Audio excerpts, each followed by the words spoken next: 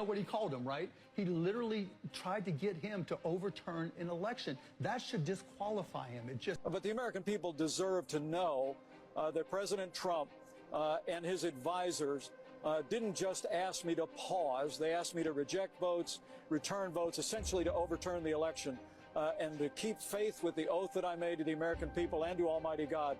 I rejected that out of hand, and I did my duty that day. And irrespective of the indictment, I want the American people to know that I had no right to overturn the election. And then on that day, President Trump asked me to put him over the Constitution, that I chose the Constitution, and I always will. And I really do believe that anyone who puts themselves over the Constitution should never be president of the United States. And anyone who asks someone else to put themselves over the Constitution should never be president of the United States again. Vote for Kamala Harris as president of the United States, or Tim Walz as her running mate. Called their vice president a pussy and said, don't certify the election, right? None of them have. Right. He's the only one to do that. As I said, you got Stormy Daniels. There's a lot of things. I don't care about his character, right? I don't care about what he does in his personal life. I could care less. But you have to live up to your oath of office as President of the United States. You cannot trust that Donald Trump would do that. You talk about history.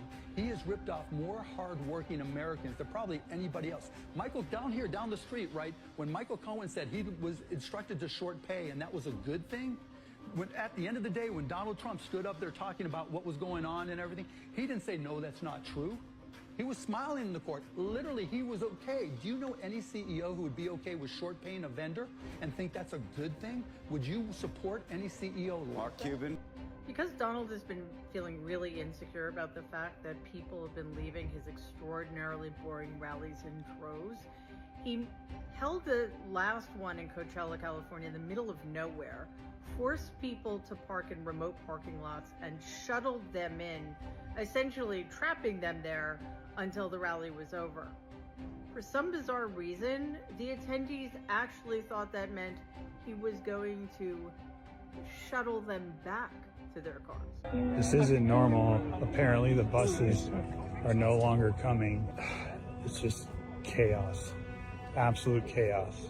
Good morning, America. How are you? My name is David Lucier. I'm a U.S. Army Special Forces Vietnam combat veteran with civilian service in both Iraq and Afghanistan. I'm also an honored member of the Arizona Veterans Hall of Fame. I'm coming to you this morning with an urgent message, and that message is vote blue all the way through. Get your friends, your family to do the same. You may say to yourself, oh, I may have another bite at the apple in another couple of years. Wrong. You may not have that opportunity if you vote the wrong way. So I'm telling you, get out, make that vote count, vote blue all the way through.